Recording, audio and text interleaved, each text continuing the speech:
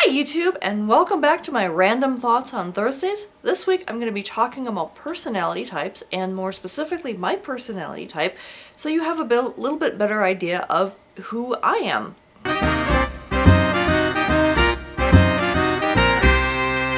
Alright, so I wanted to talk about personality types this week. I saw someone recently, I think it was Catterific, did a personality type video, and she's doing an I think Helen Fisher personality type. It's a newer one out there, and it made me think about the personality type tests and things that I've done in the past and how I've done them, how I've related them to my life, and then just kind of talking about what my personality type actually is. I started off, the very first time I ever did any kind of a personality type anything was when I was between careers. When I moved to Colorado, I couldn't find teaching work. I thought originally I was going to spend my entire life being a teacher. I have my degree in education. I loved working with kids. I just really wanted to be a teacher. And unfortunately, when I moved out here, I couldn't find any work, and it was very frustrating, and I felt very much in limbo, and I was like, what the heck am I going to do with my life? I ended up working in retail because I couldn't find anything else to do, and I apologize to anyone who actually does retail for a career, but there's just no way I could spend the rest of my life working retail. It is so boring, at least to me. It's just, to me, drove me completely insane. I could not wait to get out of there and do something else. And so I desperately sought for, okay, what else can I do with my life? I have a degree in education. What else can I do with that? And I found this book, Do What You Are. And geez, I've had this book since '96, I think. So it's a pretty old book. I think there's been newer editions and things, but I've had it for quite a while. And here I'll show it again a little bit closer up. But yeah, Do What You Are, and it actually does sort of a Myers-Briggs assessment of your personality, and you then go through and say, okay, well, this is what your personality type is, and then these are careers that work really well for people of your personality type. And that's where it started getting my juices flowing and started getting me thinking about, oh, you mean I could possibly do this as a career or that as a career? And so it really kind of got me out of my rut and got me out of my panic mode. I was just so emotional over the whole thing of having to give up my teaching career. And at this point in my life, I'm actually glad that I did. But at the time, it was a very emotional thing. So anyway, so let me, first of all, I'll tell you that my Myers-Briggs, I am an INFP, and I'll go into more detail about what that means in a minute. But according to this book, as an INFP, my ideal career choices would be primarily in the creative arts. They also had a bunch of other things, but under the creative arts, they have a whole long list, and the ones that I kind of marked off as things that I was possibly interested in: a writer, a journalist, an editor, or an editor art director for a magazine. And I thought those were really interesting, and that's actually what kind of got me thinking about going into tech writing and taking a tech writing internship, and then actually going into the degree program for technical journalism. It's a program here at Colorado State University, and they do both journalism and tech writing, PR, and new media was the various focuses of the degree program. And at first I actually went for tech writing, but then I switched over to new media later when I realized I really loved working on the web. And at the time I had switched from, I'd finished my internship as a tech writer and got my job as a webmaster at that tech company that I worked for 11 years, and that's what kind of really got me more into doing that kind of thing. But I thought that was interesting. One other note here from the Do What You Are book is that education actually is a big one for INFPs. College professor, counselor, librarian, etc., elementary educator, that kind of thing. So my original career choice was actually a good choice for my particular personality, but unfortunately it didn't work out, and thankfully there were other career options for me. And if any of you out there watching this are having any kind of problems with career choices, or like you only have one that you're focused on and you can't imagine doing anything else, pick up a book like this. I think this one's still out there. I think you can still find it, and it was really helpful. It opened my eyes and made me reassess and rethink where I wanted to go with my career. So that was really great. So just to have a better understanding of what INFP means, the different breakdowns. So one, I is introversion, N is intuition, F is feeling, P is perception. And the detail information here. So for the I, the introversion, INFPs tend to be quiet and reserved. I tend to be a very quiet person. I like to talk a lot, but I don't tend to like try to dominate and be loud or heard, or I tend to be kind of mousy and quiet. They prefer interacting with a few close friends rather than a wide circle of acquaintances. For me, that's very much true. I'm definitely not as introverted as I used to be. I used to be really introverted. Like, I didn't have any friends, I didn't talk to anybody, I didn't go to parties, nothing. And now I do have a really tight-knit group of close friends. Very small group, not a ton of people, maybe 5 to 10 people max, you know. And I'd say for the close friends, it's like 3 or 4 people, really, that are really close friends of mine. And the rest of them are you know, not quite as close and things. And I certainly know plenty of people, but the people that I feel most comfortable hanging out with are the ones that are my closest friends. And I always look forward to seeing them. Other people, it does make me a bit nervous to kind of hang out with other people, and that's actually one of my challenges with the conference I go to every year. Is I have to do a lot of networking with people that I don't know.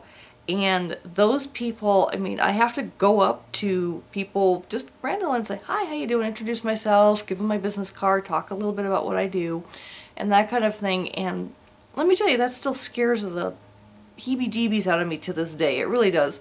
And it's definitely something that's outside my comfort zone. Doesn't mean I can't do it. It just means I just don't like it. All right, and then the rest about intuition here. Being in a social situation, for me, it expends my energy, whereas extroverts gain energy from social situations. So, for me, social situations, especially if I'm around people I don't know, tend to be very draining, and this is very much true for me. Alright, so next one, N, is intuition. So preferred to sense. So the opposite of introversion is extroversion, obviously. The opposite of intuition is sensing. INFPs tend to be more abstract than concrete. They focus their attention on the big picture rather than the details, and future possibilities rather than immediate realities. This is very much true for me. I'm definitely a big picture person. I tend to miss the trees for the forest, so to speak. I look at the overall big picture. I don't look at the details quite as much. I can be detail oriented, but I do tend to kind of focus on the wider picture. But then when it comes to looking at future possibilities, I'm constantly looking at the future. Where am I going? What can I do? I don't look at the present as much. I do tend to think a lot about the past as well, but the present I tend to live more in the future, much more. So then F, feeling, which is preferred to thinking. INFPs tend to value personal considerations above objective criteria. And when making decisions, they often give more weight to social implications than to logic. That is me to an absolute T. I tend to be more emotional than logical, and I always think about what will this action do, what will the reaction be socially or even emotionally than logically. Give you one example. My husband and I were in Montana a couple of years ago, and we were driving around all these back roads, just kind of touring around the mountains and things through Glacier National Park, and we came to a point where it was a road closed sign, gate down, and he wanted to go through. I did not. He said, look, it's not locked. There was a lock on it, but it hadn't been closed. The gate was just, put forward. And he said, well, there's no one else around. Logically, there should be no problem for me going through and exploring the rest of this road. And for me, my thought was, well, what if we get caught? What if a ranger comes by? You know, what if we get fined? What if we get arrested, etc.? And so I was going from it from a very emotional place and a social implication place of like, you know, how will this impact us if we get caught? And he was going very logically, like, look, there's no one else around. It's going to be real quick going up and back again. Just open the gate, drive through, drive around, come back, close it up again. So he was very emotional or very logical from his approach of it. He's like, oh, there's not, what are they going to do, you know? Maybe they'll give us a $25 fine, big deal. And I was like, but what, how is that going to affect us? How is, you know, and so I was so emotional that ultimately at the end, I was in tears. I was that upset about the whole thing that I stayed on the one side of the gate and I just waited for him, and he opened the gate and drove through and came back. And I just sat there in tears, hysterical, like I'm not going through. I could not make myself go past that closed gate. Freaked me out like nobody's business. So yeah, definitely I'm more feeling than logical. And then finally, perception is the last part of an INFP, preferred to judgment. INFPs tend to withhold judgment and delay important decisions, preferring to keep their options open and should circumstances change. And that definitely is very much me as well. I don't like to come to a concrete conclusion until I have like all the evidence, whatever. I like to keep up, you know, keep my options open, definitely. I think the big thing is, you know, if I know that I have all of the available evidence, there's nothing else to be gathered, then I will make a concrete decision. Until then, I'm flexible. Let's put it that way. So that's basically what INFP is, and I could go into more detail about it, but that basically explains who I am as a person. And so today I went ahead and I did that Helen Fisher personality thing as well that Catrific did. And what's interesting, what I found interesting from this is her one, ultimately the result actually maps very closely to an INFP from Myers-Briggs. So I thought that was kind of interesting. So first of all, my result for the Helen Fisher one is I am a negotiator is my primary personality type, and my secondary is builder. So I'm a negotiator builder. Alright, so a negotiator, primary traits, sees the big picture. See, I told you it maps to the INFP pretty quickly. Imaginative, intuitive, I have good verbal skills, empathic, trusting, and introspective. The very true about the trusting part. I always come from a place of trust with anybody I meet. And until they betray that trust, I will continue to trust them. However, once someone betrays my trust, at that point it becomes very difficult for me to trust that person, because I gave them so much trust in the beginning. But it's just who I am. I'm a very trusting person. And yes, it's bitten me in the butt more times than I can mention. So my secondary traits for builder is traditional, social, loyal, dependable, patient, community-oriented, and orderly. Yeah, that's also all me to a T. I do tend to be very traditional. I do like to keep traditions. If you remember, I had my Christmas tree up for a long time because that's a tradition in my family to keep it up until my grandmother's birthday, which was just this past week, and so it's down now. I'm very loyal. I'm extremely patient. My husband still marvels at how patient I can be with him sometimes, because neither one of us is the easiest person to live with, and he loses his patience with me a lot more often than I lose my patience with him, so. But we still love each other. That's the important part. In relating to others, for the negotiator builder, you tend to be well-adjusted, trusting, compassionate, intuitive, and interested in people. You work to keep your networks intact. You also look in as well as out. You're introspective. You like probing the meanings of life. Now that's the one part that is not true about me. Well, it is and it isn't.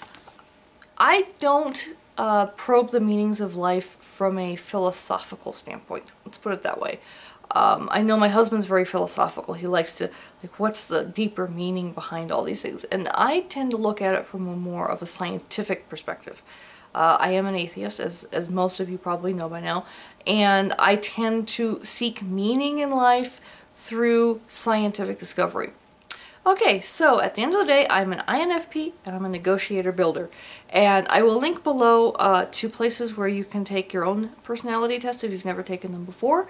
And I would love to know, for those folks of you who are watching this, if you've actually watched all the way to this part of the video, what are your personality types? If you already know, or, you know, go ahead and take those tests if you don't, and tell me what kind of personality traits you have.